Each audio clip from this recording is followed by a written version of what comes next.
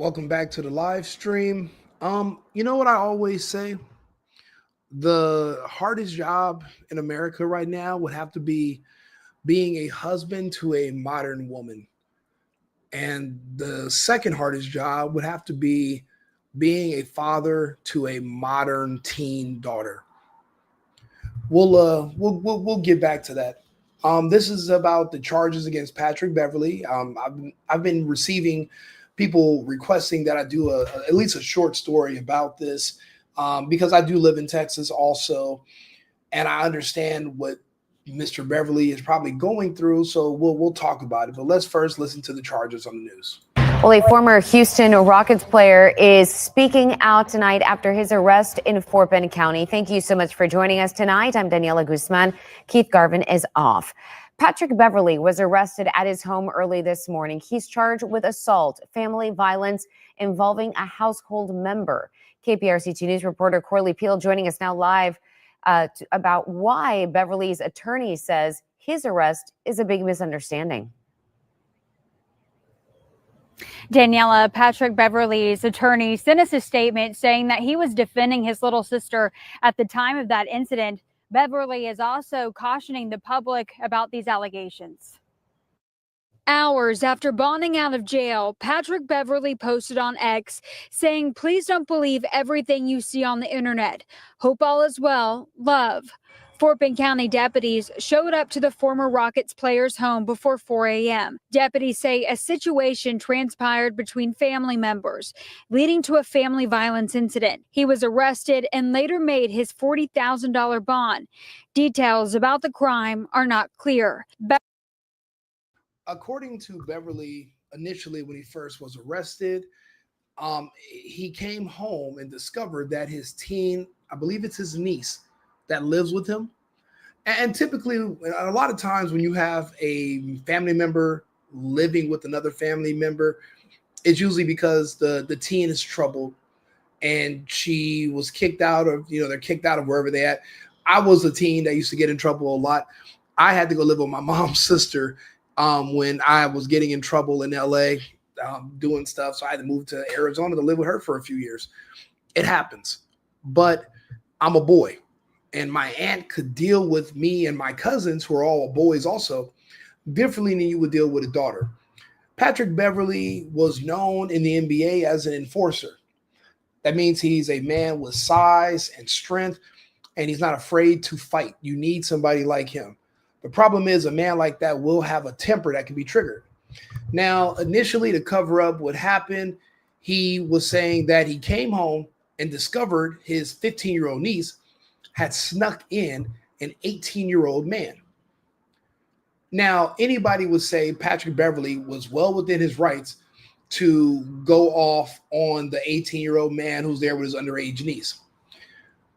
But Patrick Beverley was not telling the truth. And I don't know if he lied to his lawyer or if his lawyer just went ahead with whatever Beverley was telling him. The niece wrote her own statement, her own affidavit about what happened. And apparently there was no male there. She had snuck out and came home. When you look at the charges, he's only charged with assaulting her. There was no charges brought against an 18-year-old invisible man. So unfortunately, Beverley made that up. They were probably assuming she was out with this 18-year-old, but he wasn't in his house. The problem is when you have a man with the temper and you have a teen girl with a smart mouth, that is a horrible inflammatory combination, and it doesn't end well. Many fathers, many women, I have a lot of female friends, ex-girlfriends who are so much like their father that they don't speak for 10 or 20 years. Now, in 20 years from now, this 15-year-old will be 35, and you know what she's going to do? She'll probably go back to her Uncle Pat and say, you know what? You were right. You were disciplining me. Women will get into it with their fathers at 15, 16 years old. And guess what? After they have a kid out of wedlock and they go through hell, 10, 15 years later, they come back and they want to be a daddy's girl again because they realize your father was trying to protect you from the world. But discipline is going to be required. She is still a teen. Now, people are going to say, well, there's different levels of discipline. I'll be honest, it's a very fine line between discipline and abuse. And to protect someone does require a level of control. If I can't control you, I can't protect you. A lot of men no longer are marrying modern American women because we can't tell them what to do. They don't listen. So if you're not going to listen to me, how can I protect you? How is that my job as your man to protect you if you won't listen to me? So what I'm doing is I'm just opting out of not being your man anymore. And you're seeing this play out throughout American society. You know what's crazy? I'm doing another show later today. I was watching probably thousands of hours of body cam footage. It's like 95 to 98% police interacting with women. I see them, all types of women, old, young, beautiful, funny looking, all different types. I seen this video last night, gorgeous woman, and the police were trying to handle her with kid gloves. And what was she doing? Walking up to random people's houses, knocking on the door like a prowler, like she's some hot chick. I'm noticing a lot of men have just disconnected from women so much where we don't want to say anything to them because no matter what you do, it's the wrong thing. So now they're looking to the police for attention, and they're literally causing issues just so that a man in a uniform have to show up, grab her, put her in handcuffs, tell her what to do. It's a weird psychological thing. I'm noticing that when men back off, well, then who are these women going to argue and fight with? These types of interactions between family members, especially when you're a young person growing up and him being a male father figure, there is no right answer. Now, what they're saying is that he grabbed her and he punched her, and and I mean, I'll be honest with you. If he was triggered by something she said, when you're a man and you're paying bills and you're taking care of someone, you feel like you've earned a certain level of respect from them because I am doing for you. I am taking care of you. Now, that doesn't excuse him. It's not like he tried to, these aren't attempted murder charges. So we're not going to sit here and pretend that he tried to kill her or tried to hurt her really bad. But, discipline for older kids looks different than discipline for a 5-year-old. And yeah, she's 15 years old, but she has a 30-year-old mouth. They are going to say things to you the same way your wife would or your girlfriend. A lot of us have been in relationships that are tumultuous. I know I have. I've had girlfriends that would literally, they won't stop until they see that vein in your forehead pop out. And then maybe they'll stop. But sometimes these women want to see how far you'll go. Children do that too. We call it testing. You want to test to see how far you could push your dad before he slaps the shit out of you. Or, because grounding kids and putting them on punishment and taking their phone away, if they're still allowed to just say whatever they want to you, that's a problem, because we all have to work and earn just so that we can support those who are dependent upon us. Life isn't easy. Patrick Beverley right now, he's a podcaster that talks about sports, but he used to be a pro NBA player. That's a big fall from grace. There's a lot of stress when a man loses that type of income, that type of money, and now you're trying to work your way back. And if he's allowing one of his teen relatives, and the reason they're saying relative, because that means she's not his daughter. So she's technically not even his responsibility. I'm allowing you into my house. And now here you are spitting in the face of my authority, going against my rules. You're sneaking out, then you're sneaking back in. And I'm not supposed to say nothing to you, because if this is my house, if I don't discipline you, your father's not here. He's not the father, but you're at my house. So who is going to be in charge of disciplining this person or punishing her? Whose responsibility does that fall upon? Sounds like it would fall upon Patrick Beverley. But what do? He's not her father. What do you say? There's no playbook. There's no real right answer. And then what if she comes in and she winds up pregnant, or she winds up in jail, or any other situation? These are all playing out in his head. And if she's living with him, no matter what situation happens, it's going to be on him to come save her and bail her out. And, and financially, he's going to be responsible ultimately. But you got to think about it, knowing how these people play out nowadays, knowing how modern women and probably modern kids now, she's going to drag this for the rest of her life. She's going to say that she's not able to work. She's not able to go to school because she has nightmares of the time that he choked her and he grabbed her. And she's going to milk the hell out of this situation. So that's what the news is saying. There is an updated report about what happened with him that was on a sports show. So let's this is from 22 hours ago. So let's listen to this. In the middle of the All right, so we've learned more details surrounding the arrest of former NBA player turned podcaster Patrick Beverley. So according to TMZ Sports, the ex-NBA player is accused of punching his sister in the eye and choking her for up to 30 seconds at a Texas home.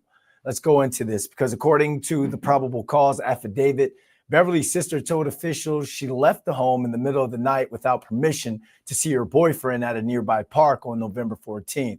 When she returned home, her mother, Lisa, was awake and told the daughter to call her boyfriend to tell her to come back and to pick her up. When the boyfriend got back to the house, he was told to go inside, and Lisa then called Patrick Beverley to come over to the house. Pat Bev then allegedly had words with his sister before he grabbed her by the neck with both hands and picked her up off the ground where her feet came up from the floor.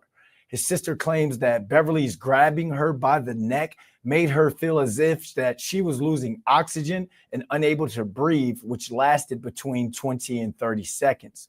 She also stated that Beverly took her out of the room by the neck and slammed her body against the walls of an open room area around the house, laid her on the sofa, stood on top of her, and punched her approximately one time on the left eye with a closed fist. Now, docs also state that the boyfriend was then told to leave the house and Beverly followed him. And when he returned, the sister claims that her boyfriend called the cops for help. Now, officials say that there were markings on the sister's neck and that she had tiny marks in the whites of her eyes. Beverly was then taken into custody and booked for felony assault in the Fort Bend County Jail. I'll be honest with you. It sounds more so like Patrick Beverley's sister lost control of her daughter. There's no father around. And she called her brother to be that male figure. But it's at 15 years old, it's kind of too late. I'll be honest, by 13, 14 years old, your kid is who they are going to be. If you didn't discipline them when they were younger, then jumping on them as a 14, 15, or even jumping on a 16-year-old is not going to change their behavior, their personality, or mold them into who they are. They are who they're going to be by that age. The best you can do is kind of just mitigate the damage that they're going to come into. But your job is pre that point in their life. So it sounds like Patrick came in and he's probably been hearing stories from his sister about his niece. And he was like, I'm going to get her ass next time. You call me. And he did. And they had the boyfriend come back, kind of like setting them up. And I'm like, did the boyfriend know her uncle was fucking Pat Beverley? Because if he did, he should have never came back to that house. You should have never picked her up, especially if you're 18 years old and she's 15, you're at a park. We all know what kids at that age go to the park for, and it's not to stargaze. It's to do other stuff. So if they think she's over at the park getting high or getting frisky, that's going to infuriate a parent. And when she came in, Patrick Beverley probably said something to her. Knowing how these little girls are, I bet she was like, you're not my dad. Who the fuck are you talking to? And blah, blah, blah. And that just triggered him because he always was telling his sister, who was telling him about how smart, the smart mouth their daughter got, if she talked to him like that, what he would do. And he had to make good on it. That's just how it goes sometimes. And he roughed her up.